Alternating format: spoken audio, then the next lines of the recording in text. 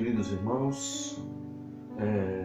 Estamos hoje no dia 27/9/2020. Hoje é Yom Kippur. Estamos celebrando Yom Kippur. E hoje eu venho trazer um estudo para nós pensarmos. Nós estamos no ano 5.781. 5.781, o ano do Senhor, o ano de Deus. 5.781. Com a margem de erro de 200 anos para mais, por causa do exílio babilônico. Ali se perdeu uma certa quantidade de anos ali. Então, existe essa margem de erro. E se essa margem de erro for compreendida, nós entendemos que falta pouco para entrarmos na casa do 7º milênio. Esse canal é o canal Palavra de Jerusalém, Ministério Palavra de Jerusalém. É o canal da congregação de Juquiá, no interior de São Paulo. Congregação essa dirigida pelo Rosh Beni, que também tem vários estudos aqui nesse canal, estudos maravilhosos. Se você tiver a oportunidade, dê uma olhada na nossa página e aprecie e veja os estudos que vão enriquecer muito a sua vida. E dê um like aí, né? Inscreva-se no nosso canal, né? Para que nós possamos estar assim produzindo mais estudos. Se você gostar, dê um joinha aí para nós, tá certo? Então eu queria começar com vocês esse tema. Falta muito para o adversário ou para o Messias retornar? Será que ainda falta muito tempo para ele retornar? Essa é a grande pergunta que todos fazem. Todos que estão na presença de Deus, ou todos que aqueles buscam a Deus nas igrejas, estão fazendo nos dias de hoje. Será que falta muito para ele retornar? E essa pergunta tem sido respondida de várias formas, em várias situações. Essa pergunta é uma pergunta muito pertinente para os dias de hoje. Nós estamos em Yom Kippur, dia do juízo, dia do jejum, do grande jejum, citado até nas cartas paulinas. E nesse dia, que é um dia de reflexão, eu venho trazer esse tema, que já está sendo bem abordado aqui pela internet, mas eu gostaria de conversar com você, meu irmão, meu querido irmão, minha querida irmã, a respeito desse tema, para que possamos entender um pouco mais. Em Daniel 9 e em 2 Tessalonicenses capítulo 2, tratam desse tema com uma peculiaridade. Ambos eles coadulam da mesma ideia. Eles se associam ali na mesma ideia de que virá um homem poderoso, e esse homem poderoso dominará tudo, dominará a todos, dominará as nações. É uma ideia, é uma mensagem muito forte desse domínio, mas a humanidade tem, e o meio cristão tem propagado a ideia de que para que venha a surgir o anticristo, para que venha a surgir o Messias, tem que ter primeiro sido construído o 3º templo em Jerusalém, para que ele possa se sentar ali. E também dessa mesma ideia de Daniel surgiu a visão de que o anticristo proporá um pacto de paz e de 7 anos de paz, 7 semanas de anos, e que 3 anos e meio ao 3º ano e meio ele agiria com uma extrema violência. E aí seria a perseguição, seria a tribulação, seria uma série de coisas. E que nesses 3 anos e meio anteriores haveria relativa paz na terra. Mas em Mateus capítulo 24, acompanhe comigo, Mateus capítulo 24, verso 6 diz assim: E ouvireis de guerras e de rumores de guerras. Olhai, não vos assusteis, porque é mister que isso tudo aconteça, mas ainda não é o fim. Quer dizer, até o fim, Yeshua, Jesus, afirma que haverá guerra. Isso são palavras dele. Que haverá guerra. Em todo e qualquer momento haverá guerra. E também em Daniel capítulo 9, verso 26, que diz assim: E depois das 72 semanas será cortado o Messias, mas não para si mesmo. E o povo do príncipe, que há de vir, destruirá a cidade e o santuário, e o seu fim será como uma inundação, e até o fim haverá guerra. Estão determinadas as assolações. Daniel também confirma que até o fim haverá guerra. Mas haverá um pacto. Daniel também afirma sobre o pacto. Sim, haverá um pacto de paz, mas isso não quer dizer que haverá paz, pois desde o início da humanidade são sustentados, são feitos pactos de paz, são confirmados pactos de paz entre várias nações e reinos. E esses pactos de paz nunca foram motivo de segurança para dizer temos paz.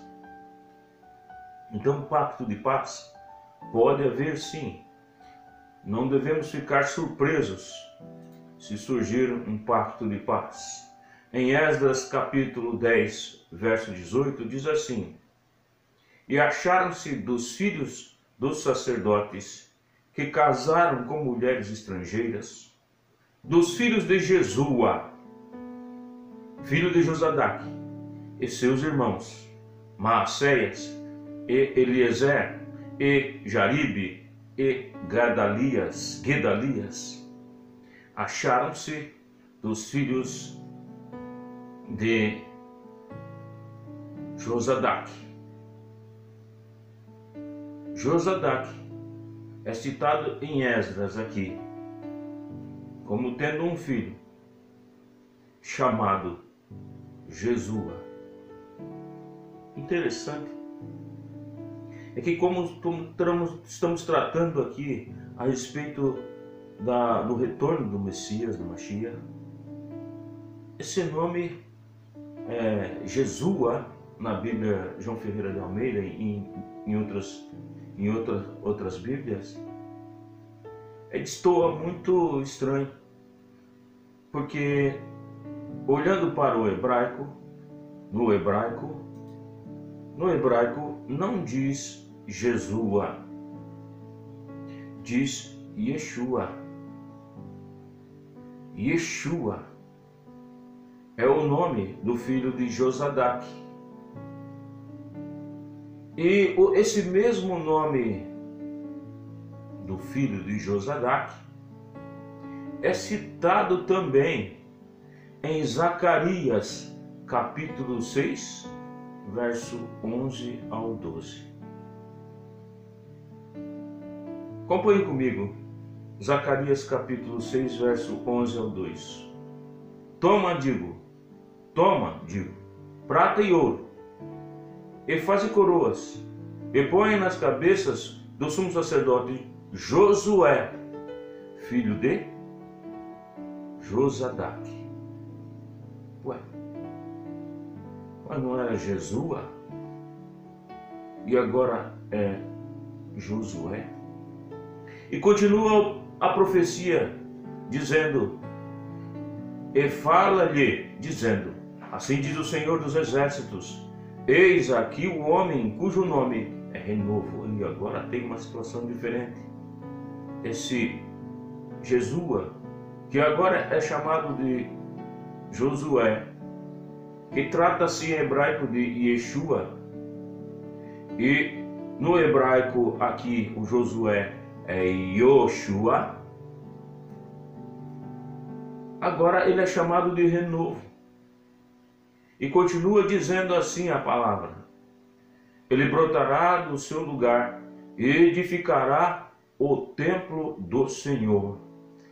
Esse Jesua, que é Josué, profetizado aqui, é citado como sendo o filho de Josadac, o sumo sacerdote, o Kohen Hagadol. E ele edificará o templo do Senhor. Mas isso, irmãos, é uma profecia. Isso é uma profecia. Yoshua, Yeshua, Josué, Jesua não edificaram o templo do Senhor. É uma profecia. E continua a palavra de Deus dizendo assim, em Zacarias capítulo 6, verso 13, diz assim a palavra do Senhor, ele mesmo edificará o templo do Senhor e ele levará a glória e sentar-se-á no seu trono e dominará, e será sacerdote no seu trono, e conselho de paz haverá entre ambos os ofícios. Aqui em Zacarias já fica mais claro que se trata de uma profecia que está sendo feita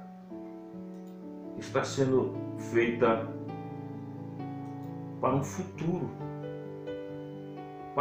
bem distante dessa palavra.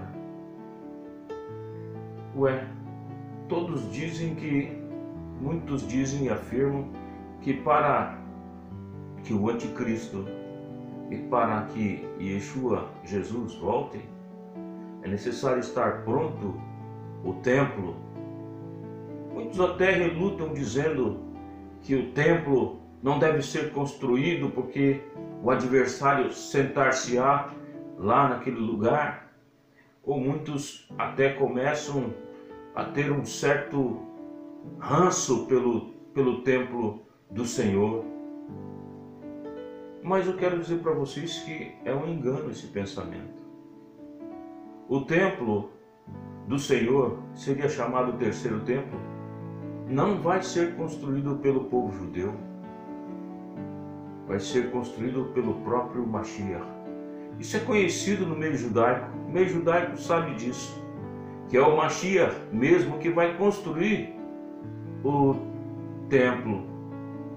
E aí as pessoas perguntam, o instituto do templo, ele já tem todos os utensílios, todo o material para ser usado no templo. Mas a palavra diz que é o Messias que vai construir o templo. E é ele que vai inaugurar o templo do Senhor. Porque existe uma peculiaridade com ele e com Moisés. Moshe Rabbeinu.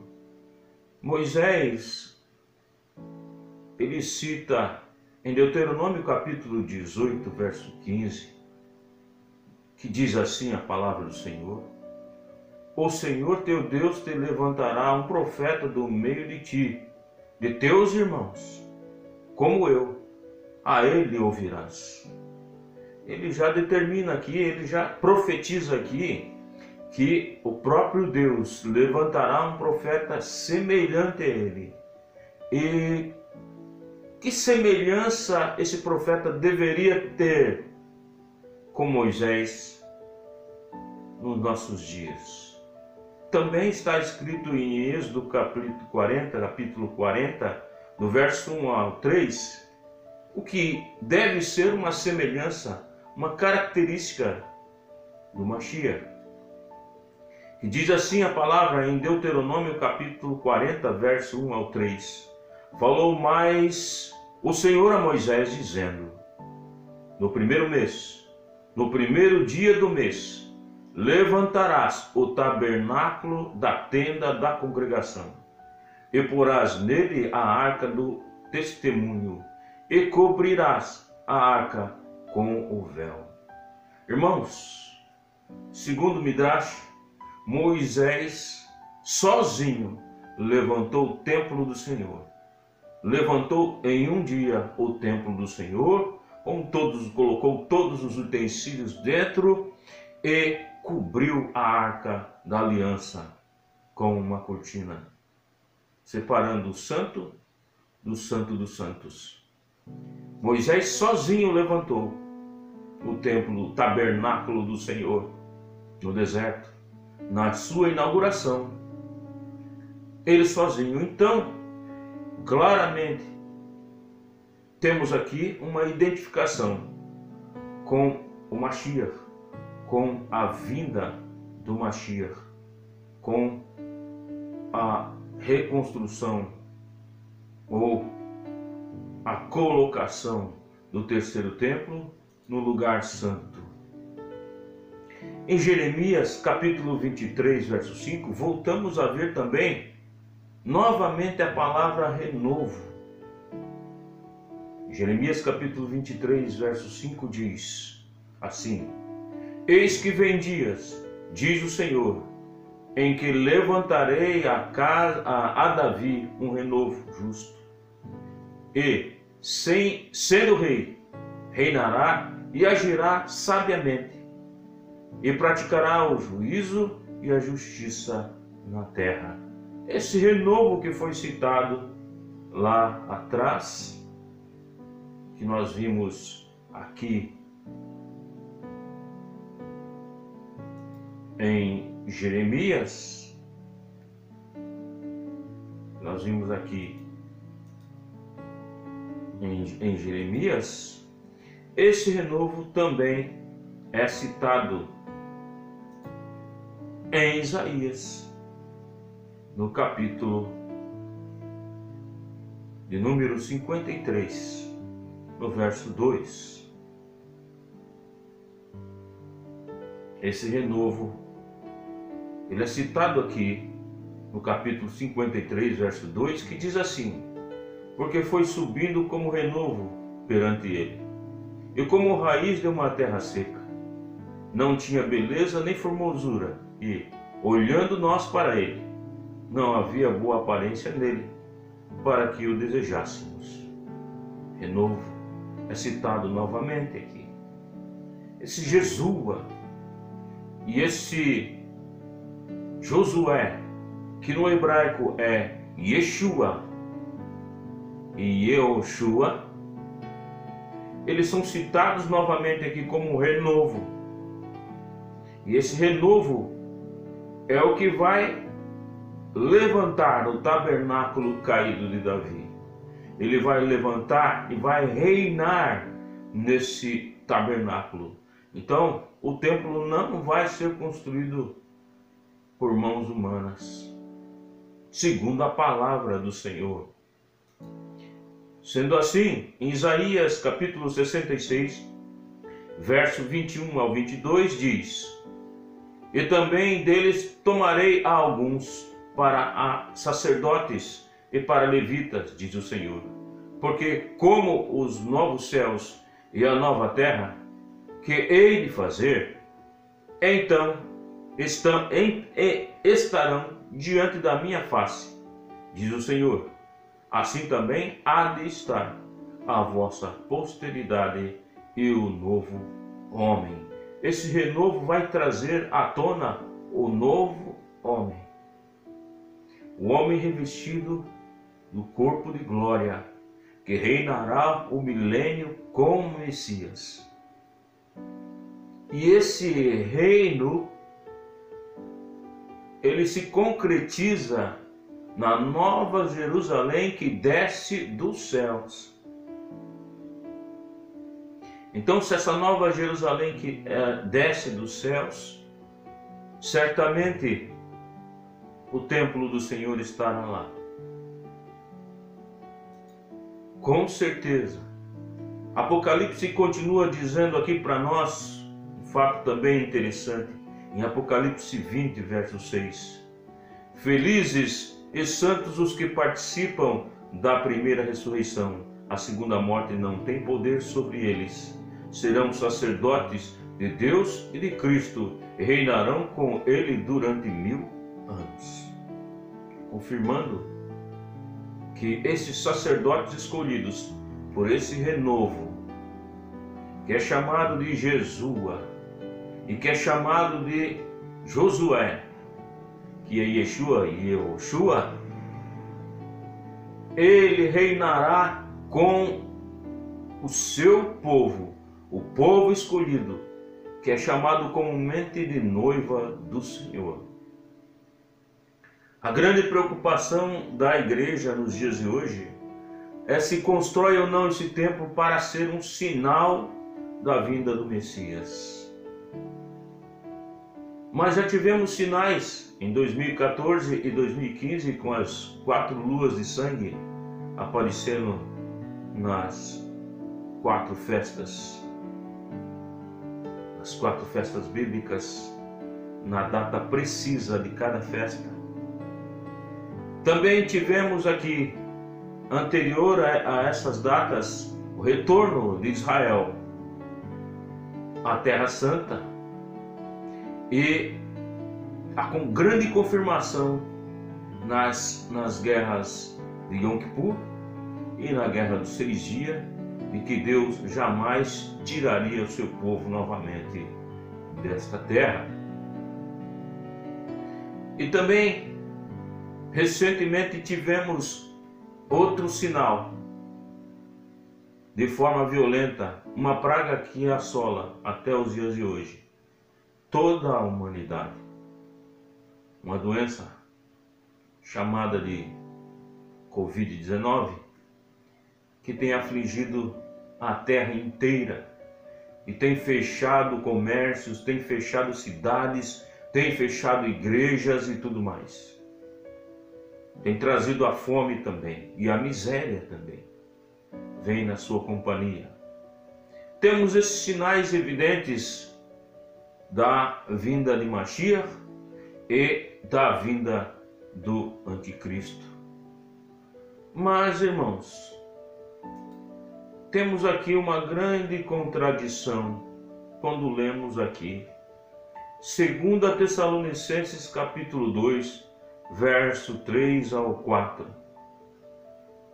Acompanhe comigo, 2 Tessalonicenses capítulo 2, verso 3 ao 4, que diz assim: ninguém de maneira alguma vos engane, porque não será assim, sem que antes venha a apostasia, e se manifeste o homem do pecado, o filho da perdição, o qual se opõe e se levanta contra tudo o que se chama Deus, ou se adora, de sorte que se assentará. E aqui o termo assentará é muito interessante. E ele continua: como Deus, no templo de Deus, querendo parecer Deus. E aí uma grande contradição, porque ele se assentará no templo de Deus como Deus, querendo parecer Deus. Então, olhando por essa narrativa da carta aos Tessalonicenses, 2 Tessalonicenses, a nossa imaginação produz uma série de hipóteses. E uma delas seria que o templo em Jerusalém deveria estar pronto para que o anticristo, para que o adversário cumprisse essa profecia. Mas a palavra dos profetas dizem que não é uma contradição. Dizem que quem vai construir, levantar esse terceiro templo é Yeshua, é Jesus. Em 2 Coríntios, capítulo 4, verso 4, acompanhe comigo, diz assim a palavra do Senhor: nos quais o Deus deste século cegou o entendimento dos incrédulos, para que lhes não resplandeça a luz do Evangelho da glória de Cristo, que é a imagem de Deus. Da mesma forma com que neste século o povo que se diz povo de Deus, povo cristão, tem cegado o seu entendimento porque não tem buscado o conhecimento na palavra de Deus, dessa mesma forma ele vai enganar a muitos, e como já está enganando, porque muitos estão esperando que se construa esse terceiro templo, e a sua eficácia na enganação, na mentira, é muito poderosa, porque nos dias de hoje nós podemos encontrar diversos tipos de pensamentos no meio cristão, e um deles que mais tem volume é o da certeza que deveria estar pronto o templo de Deus ali em Jerusalém, e seria o grande sinal para a vinda do anticristo na terra. E também em Daniel capítulo 11, verso 36 ao 37, que diz assim: e este rei fará conforme a sua vontade, e levantar-se-á, e engrandecer-se-á sobre todo Deus. E contra o Deus dos deuses fará coisas espantosas, e será próspero, até que a ira se complete, porque aquilo que está determinado será feito. E não terá respeito ao Deus de seus pais, nem terá respeito ao amor das mulheres, nem a Deus algum, porque sobre tudo se engrandecerá. O Deus desse século, que tem enganado a muitos, nos dias de hoje, a sua eficácia será tamanha que ele vai corromper de tal forma a humanidade que ele vai ser o único, o mais respeitado, o mais querido, o mais amado da face da terra. Em Daniel capítulo 11, verso 38 ao 39, diz assim: mas em seu lugar honrará a um Deus das forças, e a um Deus a quem seus pais não conheceram. Honrará com ouro, e com prata, e com pedras preciosas, e com coisas agradáveis. Com o auxílio de um Deus estranho, agirá contra as poderosas fortalezas. Aos que o reconhecerem, multiplicará a honra, e os fará reinar sobre muitos. E repartirá a terra por recompensa, ou por preço, em algumas Bíblias. Ele será próspero e poderoso. Será próspero e poderoso com quê? Com de ouro e prata. Irmãos,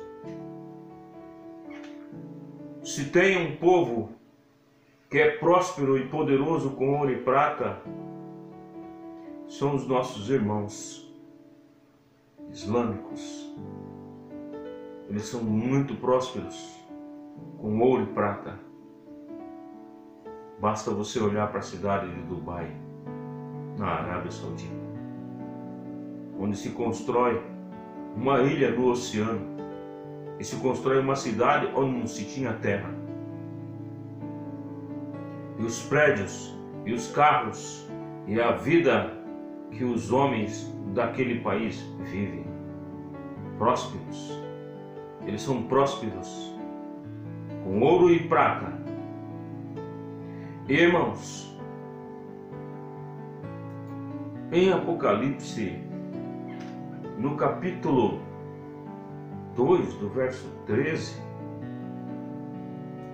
existe uma carta endereçada à igreja de Pérgamo.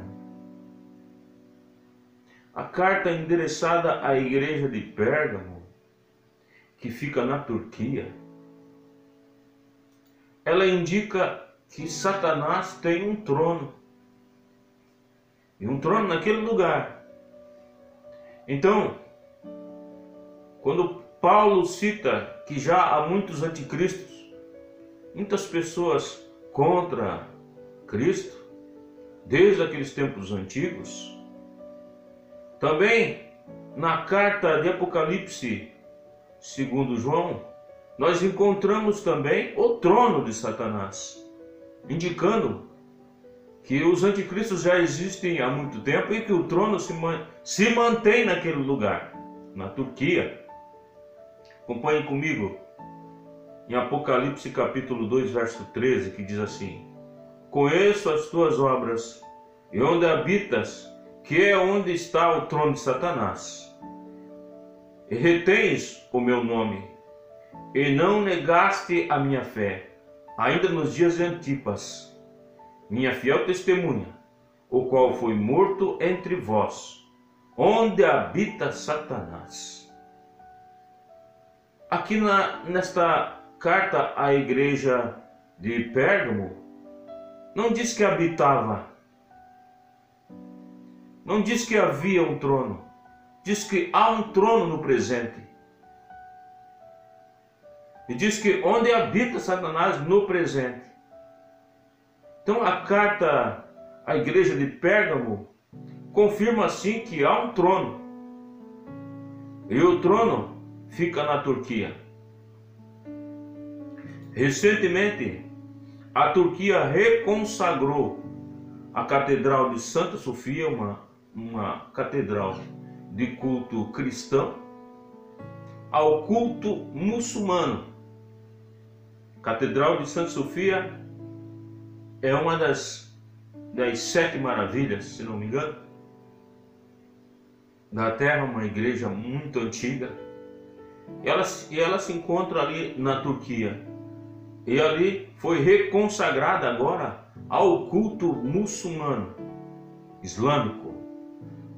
A Turquia também, em uma notícia recente, foi citada como o país que futuramente, ou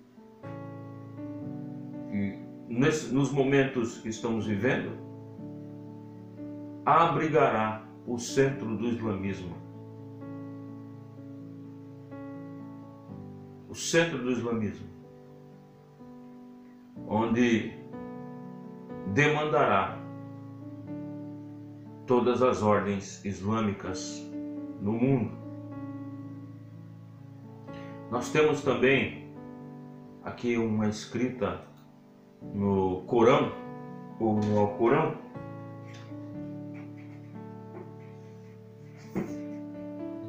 na Sura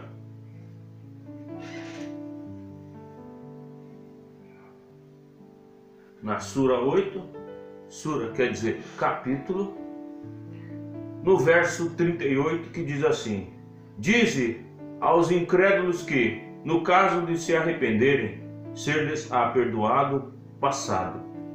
Por outra, caso persistam, que tenham em mente o escarmento dos antigos.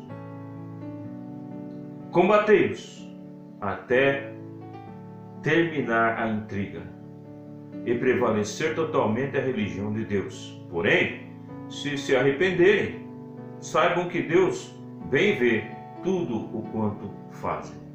O islamismo tem por objetivo, irmãos, converter ou matar. Converter ou matar.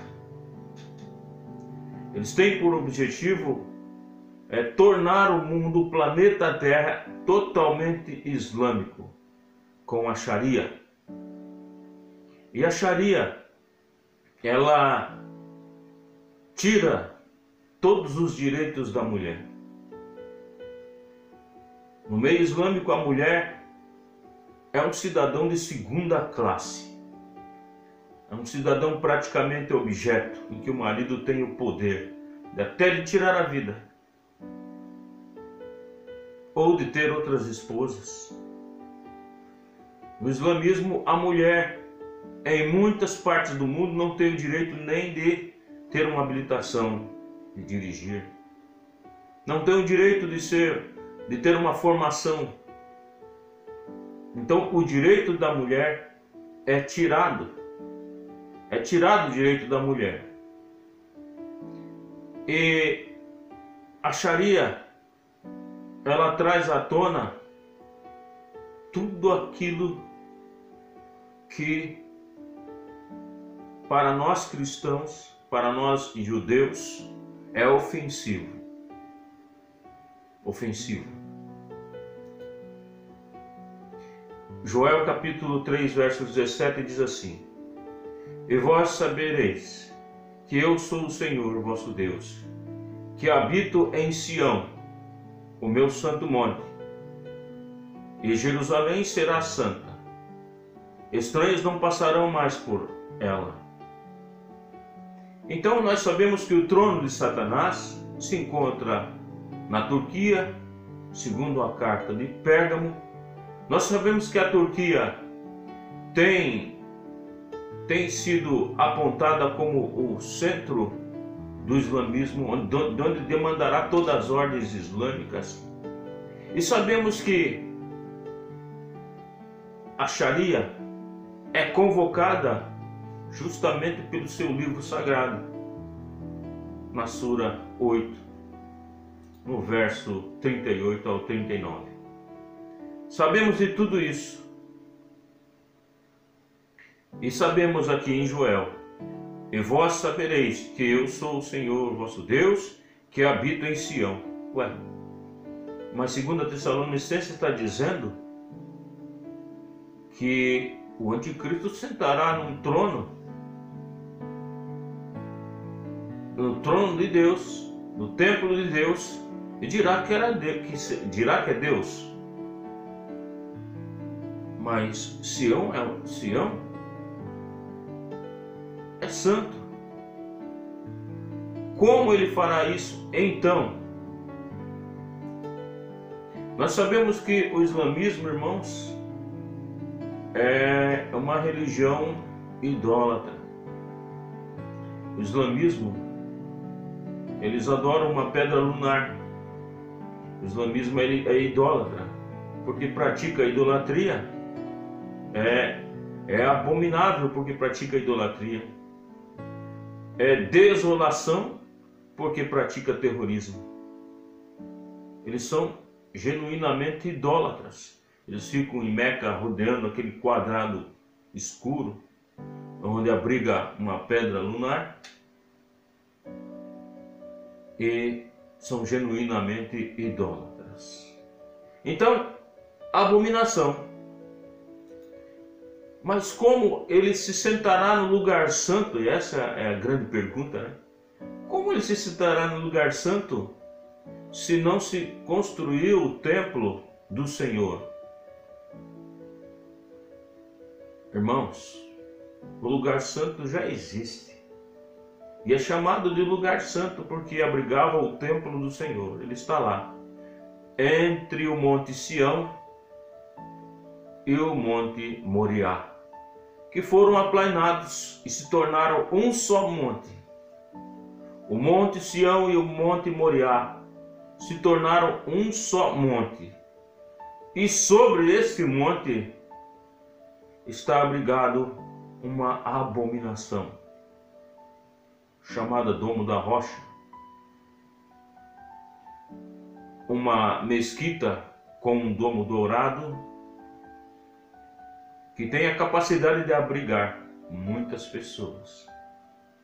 mesmo que o templo de Deus fosse construído nos dias de hoje, o templo de Deus não abriga multidões e nem tem um trono.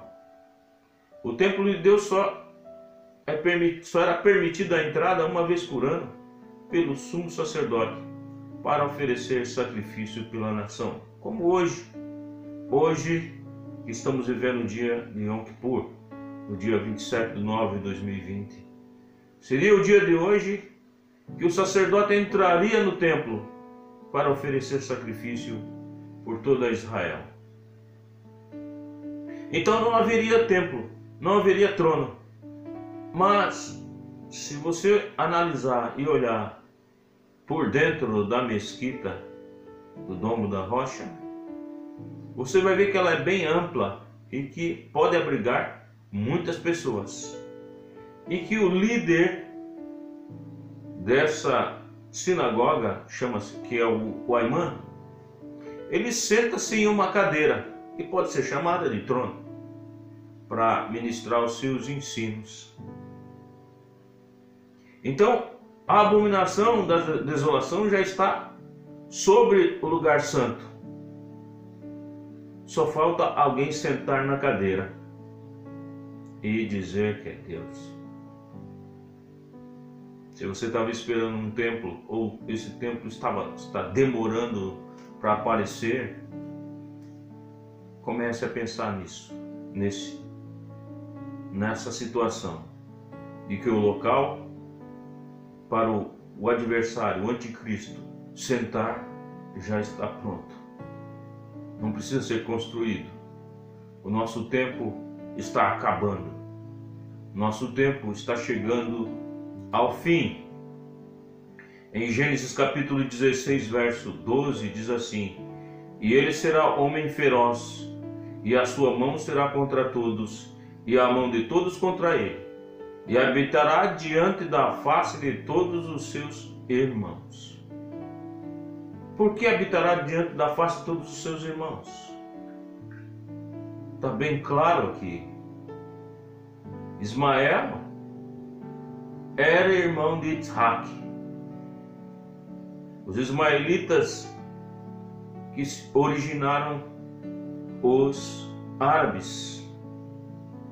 Os edonitas e os ismaelitas se juntaram. Roma e a Arábia Saudita e os islâmicos se juntaram. E está dizendo aqui: e ele será homem feroz, e a sua mão será contra todos, e a mão de todos contra ele, e habitará diante da face de todos os seus irmãos. Ora, o povo judeu é irmão do povo árabe, todo mundo sabe. Diante da face de seus irmãos. Todo mundo sabe disso. Então, irmãos, o tempo do Senhor retornar está muito próximo. Como vemos em João capítulo 14, verso 2 ao 3, que diz assim a palavra do Senhor: Na casa de meu Pai há muitos aposentos. Se não fosse assim, eu lhes teria dito: vou preparar-lhes lugar. E se eu for e lhes preparar lugar, voltarei e os levarei para mim, para que vocês estejam onde eu estiver. Certamente, a morada que ele está falando aqui, irmãos, trata-se da Nova Jerusalém que desce dos céus para o reino milenar. Então, estamos muito próximos na iminência da vinda do Messias e seu reencontro com a sua noiva, ataviada, preparada desde o princípio para morar com ele. Em Apocalipse capítulo 21, verso 2 ao 3 diz assim: Vi a cidade santa, a noiva Jerusalém, a nova Jerusalém, que descia do céu da parte de Deus, preparada como uma noiva adornada para o seu marido. ouvi uma forte voz que vinha do trono e dizia: agora o tabernáculo, aquele tabernáculo que nós falamos no começo, que Moisés ergueu, lembra? Na sua inauguração, Moisés ergueu sozinho. É citado aqui na carta de Apocalipse. Agora o tabernáculo de Deus está com os homens, com os quais ele viverá. Eles serão o seu povo, seus povos. O próprio Deus estará com eles e será o seu Deus. A inauguração do tabernáculo. Esse é o templo de Deus. Esse é o templo de Deus. Não espere, irmãos, pela construção do terceiro templo.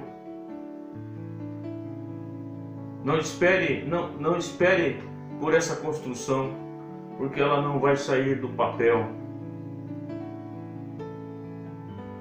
Mas de uma coisa nós temos certeza: o tempo do fim, o tempo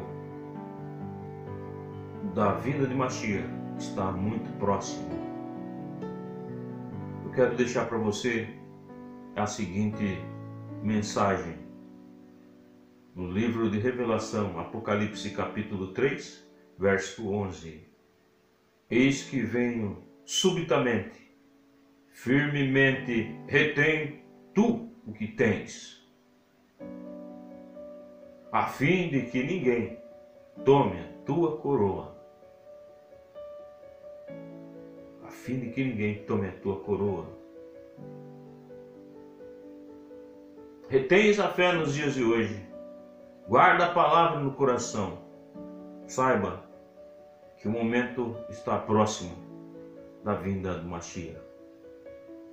O lugar santo está pronto.